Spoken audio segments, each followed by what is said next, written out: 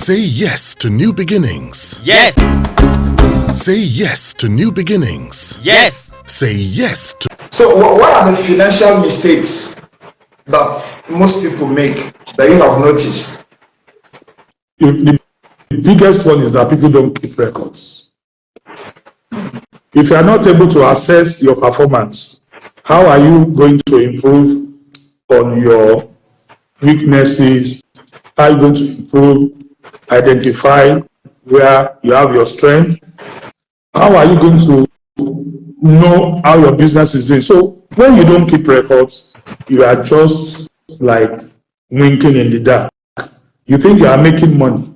You think you are making money, but you may be making losses. So keeping records is one good thing that everybody must embrace. Some people transfer money from their phone. They don't even put narration. So when you ask them, how much have you spent in the last year? It's a difficult problem putting together the reason for some expenditure. You don't even know why monies were expended. You don't even know whether those monies were used to buy goods and services. So as an individual, it is also very important to keep tab on your expenditure. As well, I'm sure when you buy fuel and you pay with your POS, they give you POS receipt. You dump it. You dump the POS receipt somewhere. You are too big for that. You won't be in the category of people doing that. But there are individuals that cannot even tell you how much they spent last month to buy fuel. They can't even tell you how much. So how do you want to assess yourself to say, this fuel of 120,000 on vehicle alone that I bought last month, what benefit did you bring? Must I spend 120,000 on fuel every month? So it starts from there. Record keeping. Open your eyes to maybe your excesses. Open your eyes to where you can curtail some expenditure. And then when you keep records of your inflow, your income, if you are in a business, you'll be able to see, where is my income coming from? Oh, my income is coming from Ojuoye market. That is where I get the most of mine. What can I do to improve patronage? Oh, this product, this chin that I make sells more than plantain chips. Why? Why is that so? What would you do to create some patronage for plantain chips? Why is chin the best in that market? So you need to have kept records. You need to have kept records to be able to understand, to be able to see how your business is performing. So the biggest problem is people don't keep records. So when they are supposed to analyze their businesses, there's nothing to work with.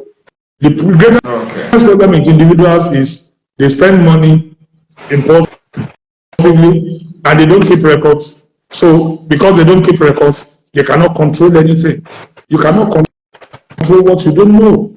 So you must be able to keep records that gives you information about how your personal finances is doing, how your business finance performance is doing. So this is critical.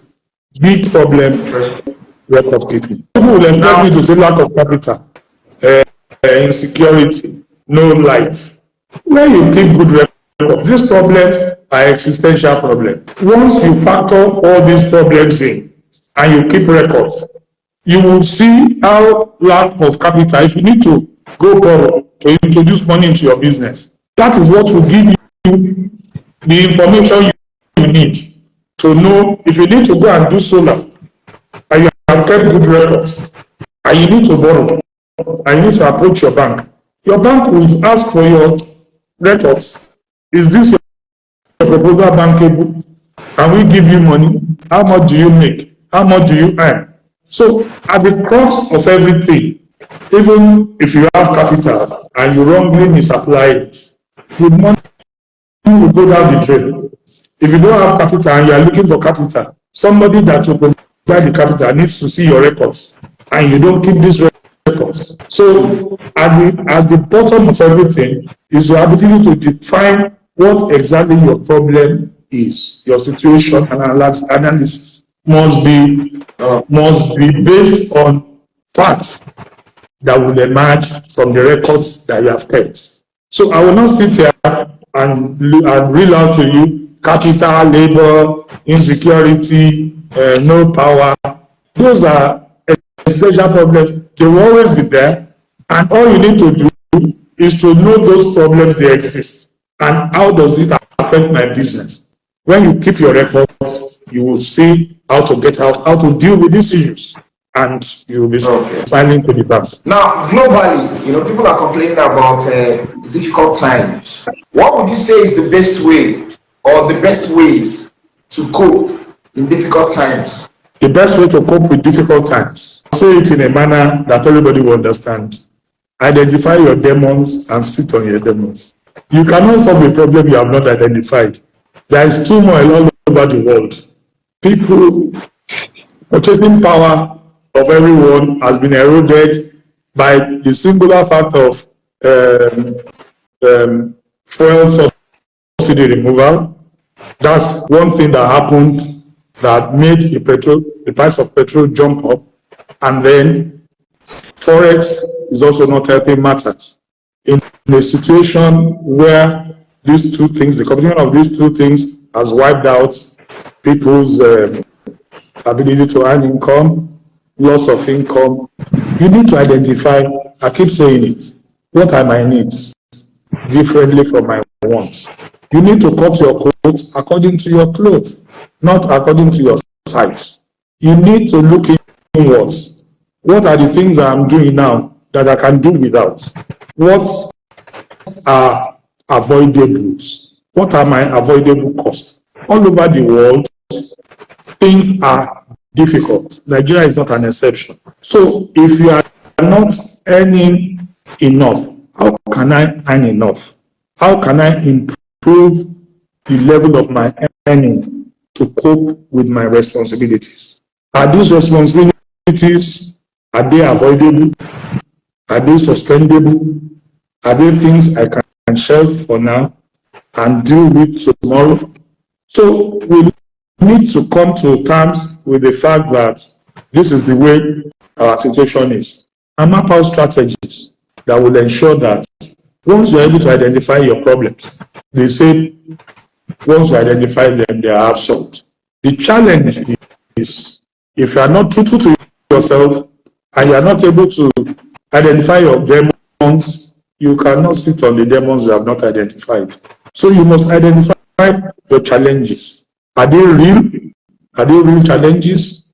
Are they things that you can do without? Are they things that can be modified?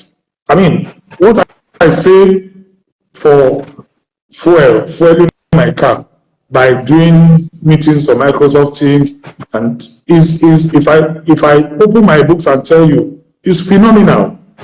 And that's just an example. Everybody has come to terms with, the clients that want me to sit before him for a 15 minutes meeting, and I will spend half a day trying to get to that client. That client will also think twice. If he doesn't want me to raise my fees, we have to come to terms with the best way to hold our meetings without pinching hole in my pocket or in his pocket, because this is a cost that ordinarily I should pass on to him.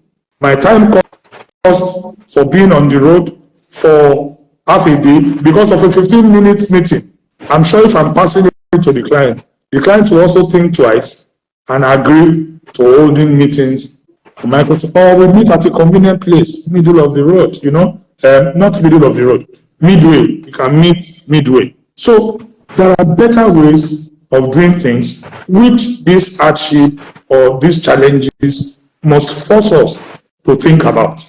There's no problem without a solution. It is only when you have not, you can't tackle. So what I will say to everybody is, be truthful to yourself, be able to analyze your issues.